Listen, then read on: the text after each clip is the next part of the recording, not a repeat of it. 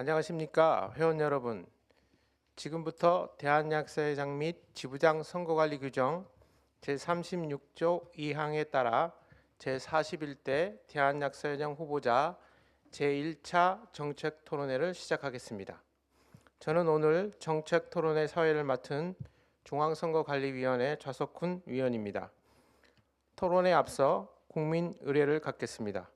모두 자리에서 일어나 단상 좌측에 있는 국기를 향해 주시기 바랍니다. 국기에 대하여 경례. 바로 시간 운영상 애국가 제창은 생략하겠습니다. 모두 자리에 앉아 주시기 바랍니다. 본격적인 토론에 앞서 이번 선거 관리의 중책을 맡고 계신 김대엽 대한약사회 중앙선거관리위원장님으로부터 인사말을 청해 듣겠습니다.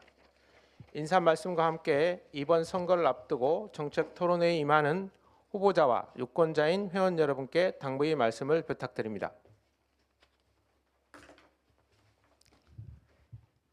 대한약사회 회원 여러분, 그리고 후보 세 분과 참관인 여러분, 반갑습니다. 대한약사회 중앙선거관리위원장 김대엽입니다.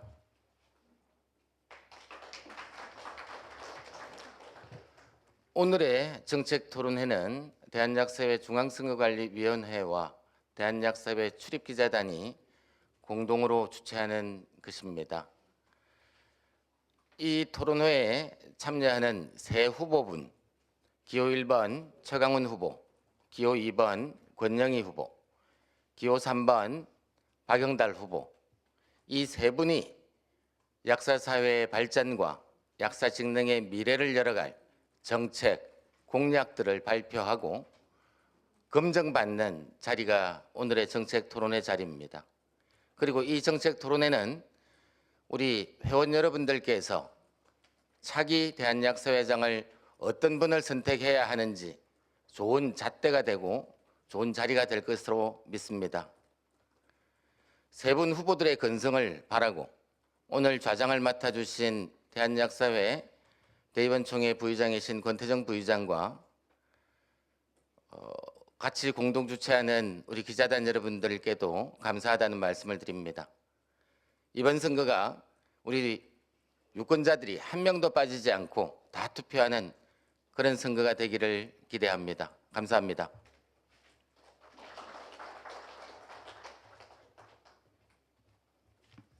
네, 후보자와 유권자인 회원님들께 드리는 김대엽 선거관리위원장님의 인사 말씀을 드렸습니다. 그러면 오늘 1차 정책토론회 좌장을 맡아주실 권태정 대한약사회 부의장님을 소개드립니다. 큰 박수로 부탁드립니다. 다음은 정책토론회에 참여하실 세 분의 후보자를 소개해드리겠습니다. 참고로 공정한 토론 운영을 위해 기호와는 별개로 이번 정책토론회에 앞서 실시한 토론 순서 추첨 결과에 따라 소개하고 진행한다는 점을 회원 여러분께 말씀드립니다. 좌측 오른쪽부터 기호 1번 최광훈 후보입니다. 네, 안녕하십니까. 기호 1번 최광훈입니다. 최광훈 후보께서는 대한약사회 회장으로서 회무를 수행해 오셨습니다. 다음으로는 기호 3번 박영달 후보입니다. 네, 기호 3번 박영달 인사 올립니다. 박영달 후보께서는 경기도 약사회장으로서 회무를 수행해 오셨습니다. 마지막으로 기호 2번 권영희 후보입니다. 안녕하십니까. 행동하고 실천하는 기호 2번 권영희입니다. 권영희 후보께서는 서울시 약사회장으로서 회무를 수행해 오셨습니다. 다음으로 대한약사회 중앙선거관리위원회와 후보자 정책 토론회를 공동으로 주관하고 있는 대한약사회 출입기자단을 소개해드리겠습니다. 일어서 주시면 감사하겠습니다. 네. 두 차례의 정책 토론에 참여해서 언론의 관점에서 객관적이고 엄정한 검증을 진행해 주실 것을 부탁드리면서 기자단에도 큰 박수 부탁드립니다.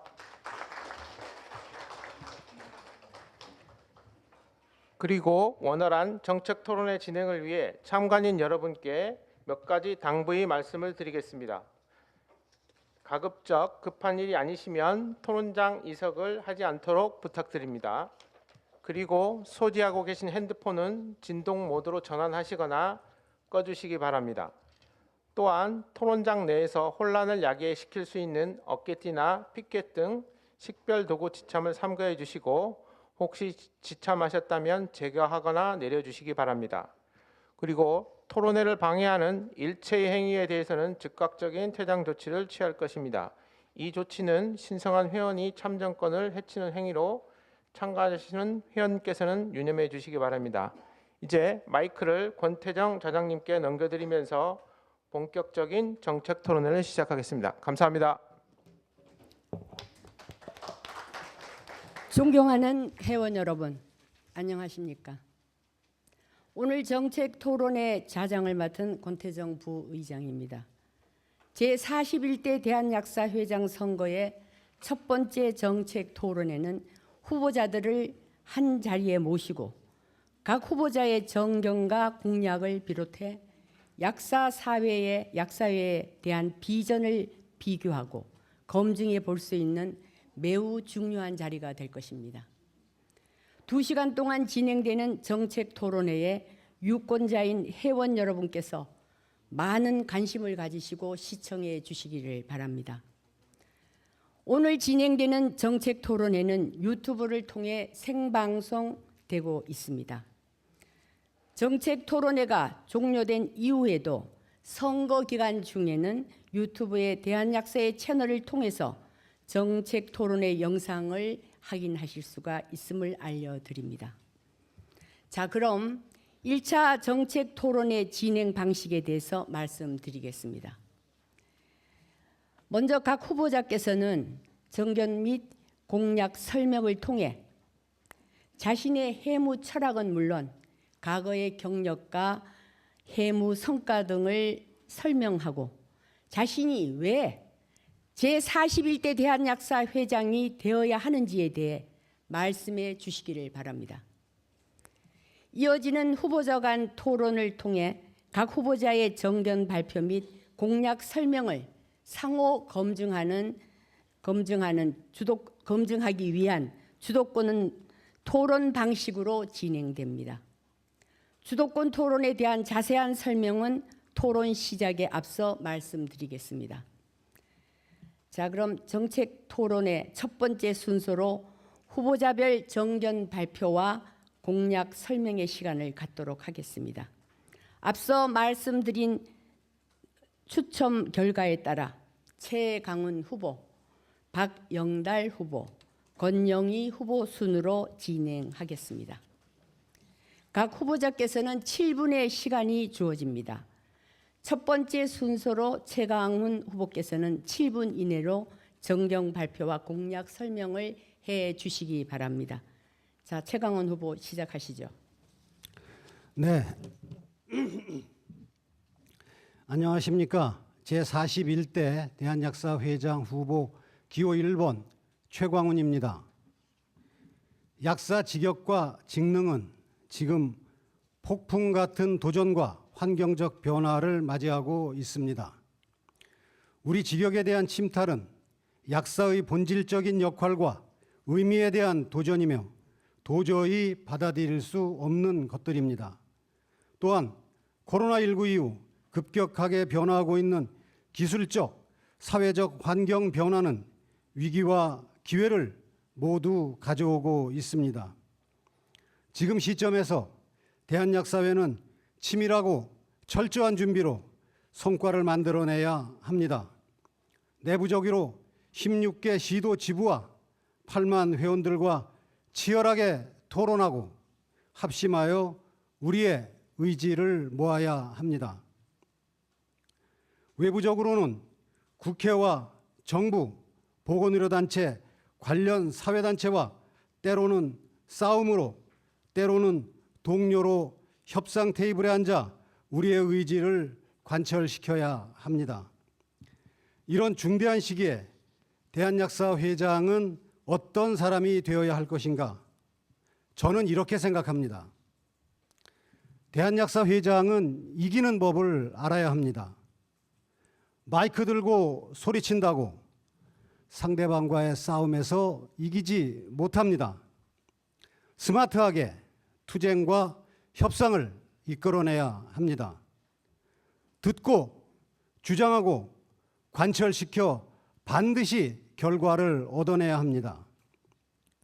일방적으로 주장하고 만나고 사진 찍으면 무조건 우리 편이라 우판하고 돌아서면 모든 게 사라지는 그런 싸움은 의미가 없습니다. 무엇보다 이겨본 사람이 이기는 법을 아는 법입니다.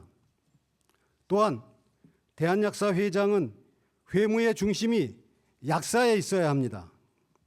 본인 스스로가 약사이기 때문에 약사의 존립 목적이 약사의 권익 보호에 있다는 것을 명심해야 합니다. 절대적으로 자신의 영달과 정치적 야망을 위해 회장을 징검다리로 삼아서는 안 됩니다. 이것이 제가 생각하는 대한약사회 회장의 모습입니다. 저 최광우는 싸워서 이기는 방법에 익숙합니다. 어느 후보는 저에게 3년 동안 무엇을 했냐고 물으십니다. 제가 대한약사회 회장으로 3년 동안 한약사의 약사 직역에 대한 침해가 본격적으로 대두되었으며 비대면 진료 시범 사업에서 약 배달의 시도가 끊임없이 이루어지고 있으며 편의점 의약품 판매 확대 시도가 계속되고 있고 의약품 품절 상황의 확대 등이 직역에 대한 도전으로 다가오고 있습니다. 대한약사회는 이를 막느라 최선을 다해왔습니다. 그리고 지금까지 잘 막아왔습니다.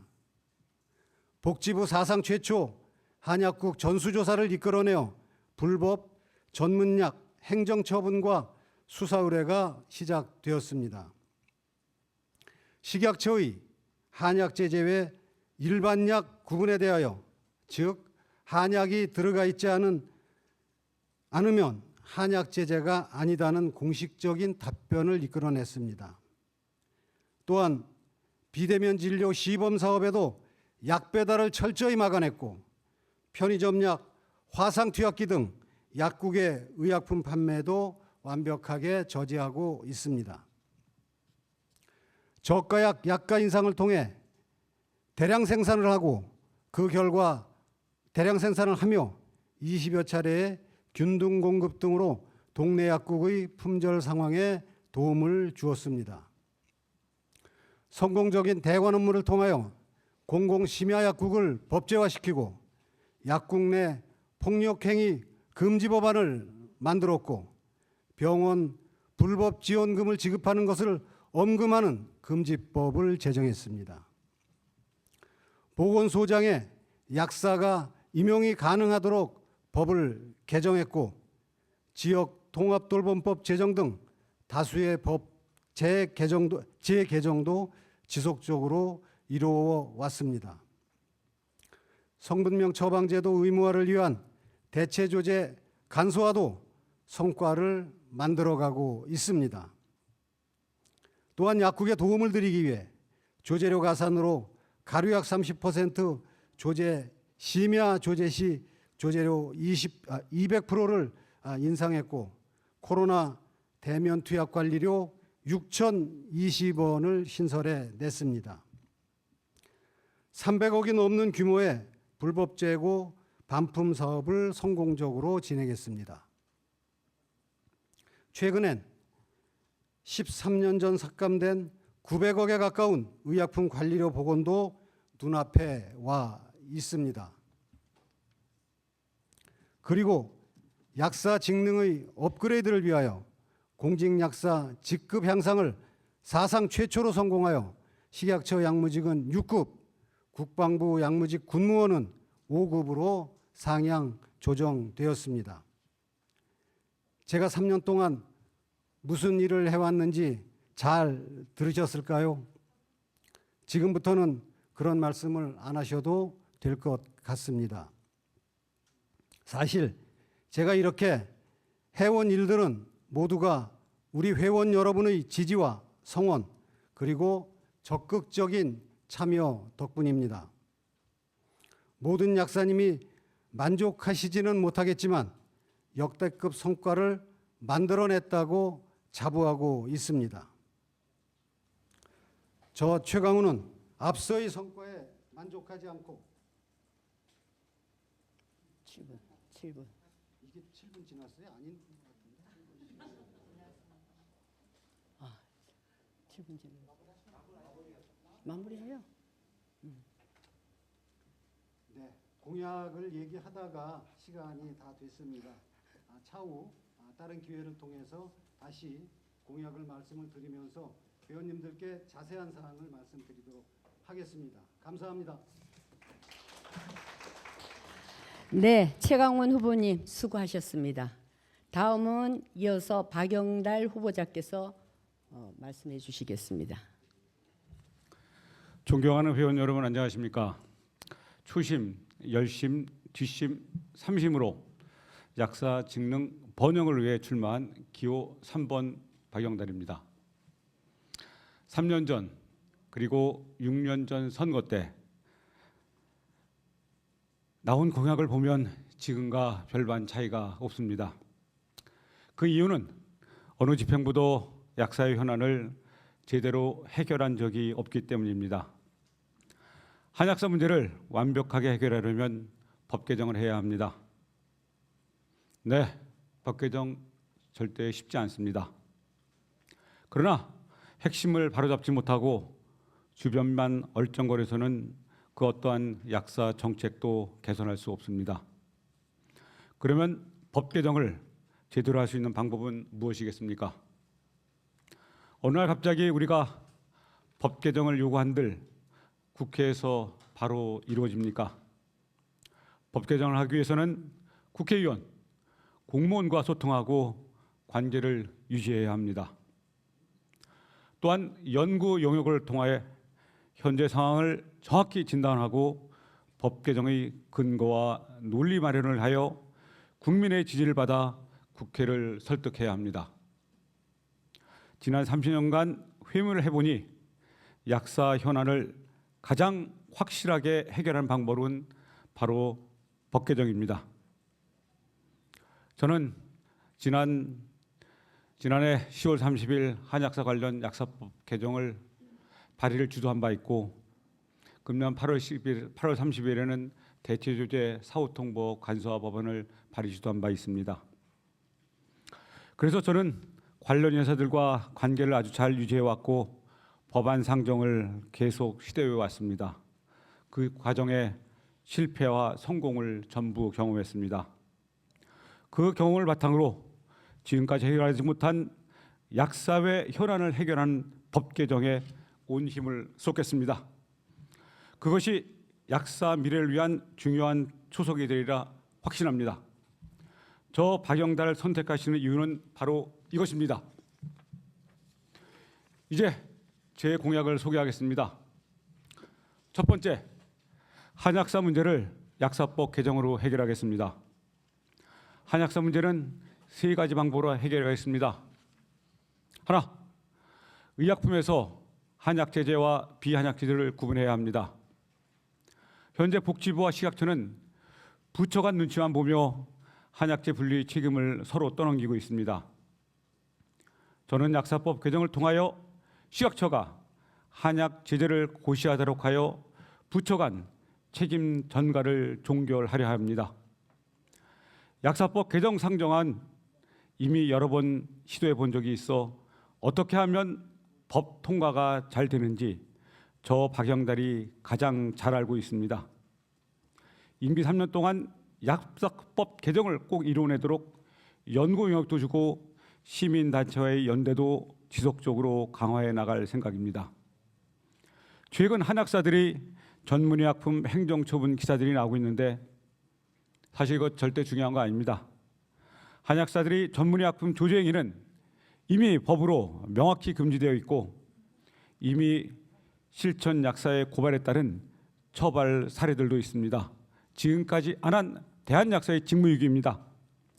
한약사에 의한 비한약제제의 판매 금지와 비한약제제의 유통 금지가 반드시 따라와야 합니다. 둘, 의사, 한의사의 교차 고용 금지를 약국에도 정하여 약사, 한약사 간의 교차 고용을 금지시키겠습니다. 약사의 한약사 고용은 제2의 카운터를 양산하는 것과 다름없습니다. 이에 대해서 단호히 대처할 예정입니다. 셋, 지난 집행부에서 없어진 한약사 대응 컨트롤 타워를 구성하여 비한약제제 의약품의 공급 제한 등 현안에 대한 전국적 체계적 대응 체제를 완벽하게 갖추겠습니다. 사실 비한약제제 의약품의 공급 제한은 판례도 나와 있으므로 지금도 가능합니다. 다만 대학에서 안 할 뿐입니다. 세 번째, 다양한 수가를 창출하여 저평가된 약사들의 행위에 대해 정당한 보상을 드리겠습니다. 코로나19 시대를 거치는 동안 의사들은 지속적으로 새롭고 높은 수가를 만들어내고 있습니다. 기존 수가 인상 분과는 비교도 안 될 정도의 훨씬 큰 수익을 내고 있습니다. 저는 가료약 수가와 소화 조제 심야 가산을 만들어낸 경험이 있습니다. 이를 바탕으로 개국약국에서는 91일 이상의 조제 수가 신설, 한 처방정에서 여러 처방이 주목되는 다상병 처방에 대한 각각 다상병 처방에 각각 조제료를 산정할 수 있는 다상병 조제 수가를 만들어내겠습니다. 네 번째로 지역사회 통합 돌봄법이 통과되었습니다. 여기에 대해서도 참여 수가를 제대로 받게 하겠습니다. 이런 것은 수가 협상의 경험이 있는 저 박영달 같은 사람이 가장 잘할 수 있다고 자부합니다. 병원 약사들에게도 수가 인상이 필요합니다.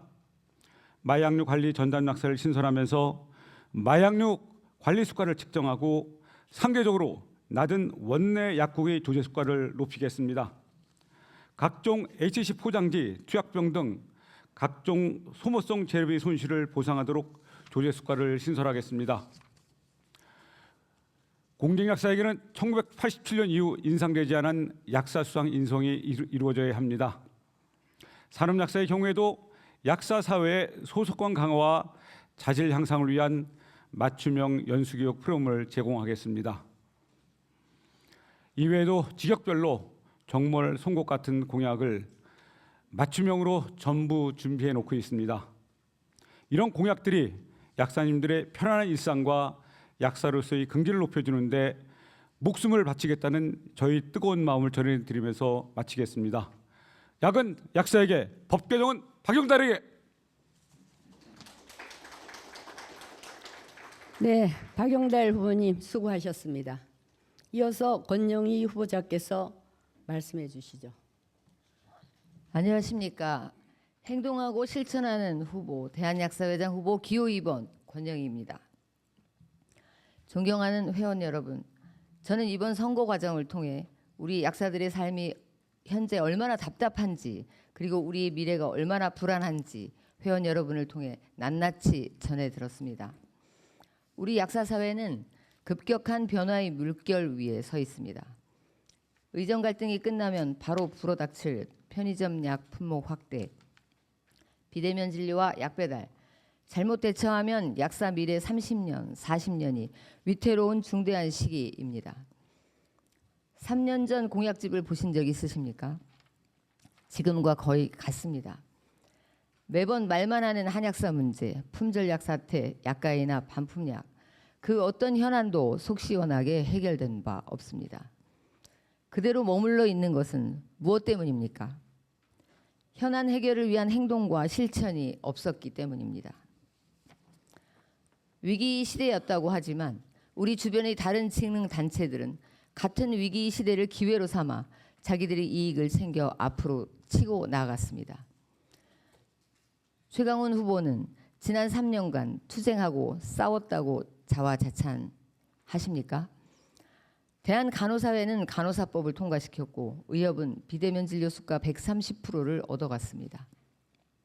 남들이 앞으로 나갈 때 우리만 제자리라면 후퇴한 것입니다. 저는 지금까지 약사의 미래를 위해서라면 어떤 난관과 역경에도 결코 굴하지 않고 끊임없이 맞닥뜨리고 부딪히며 결과물을 만들어냈습니다. 첫째, 한약사 문제.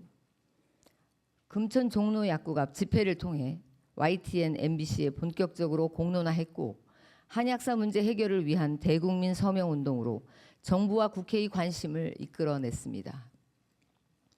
국정감사에서 복지부 장관이 한약사 약사 가르마를 타기를 하겠다 발언한 것은 이런 노력의 결과가 반영된 것입니다. 약사법 개정을 통해 약국, 한약국 구분을 명확히 하겠습니다. 약사, 한약사의 업무 범위를 명확히 구분해 이를 어길 경우 처벌받게 하겠습니다. 처벌이 중요합니다. 이제는 법적인 강제력을 통해 확실히 바로 잡아야 합니다. 제가 회장이 되면 약사의 고유 업무를 침탈하고 국가 면허 체계도 뒤흔드는 한약사 문제 임기 내에 반드시 해결하겠습니다.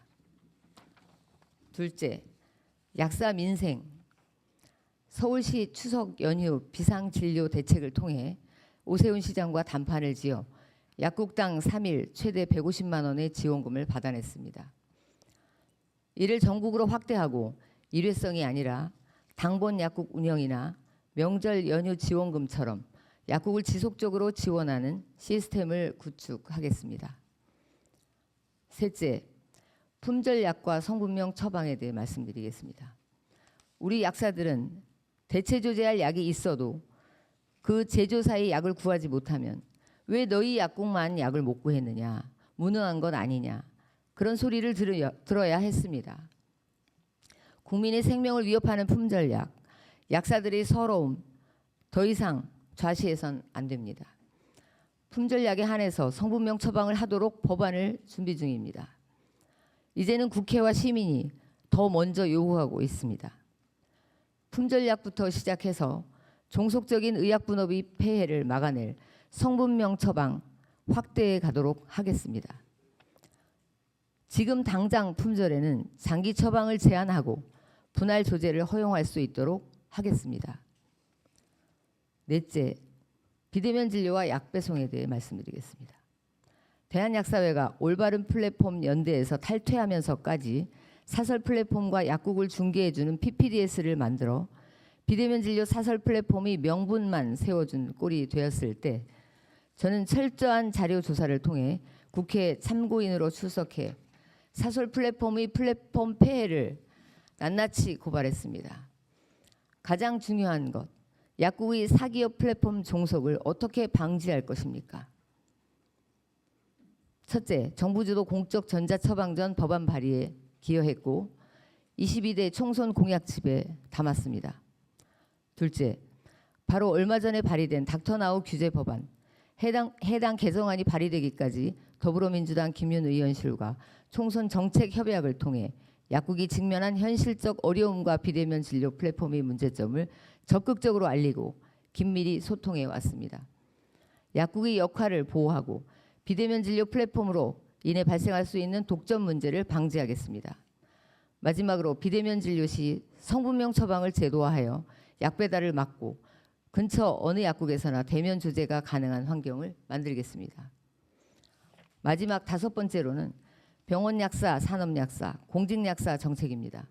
이번에 다양한 직역의 회원들을 만나는 동안 공통적으로 들은 말은 우리도 회원 신고비를 납부하고 있지만 지역 약국 위주의 정책만 있다.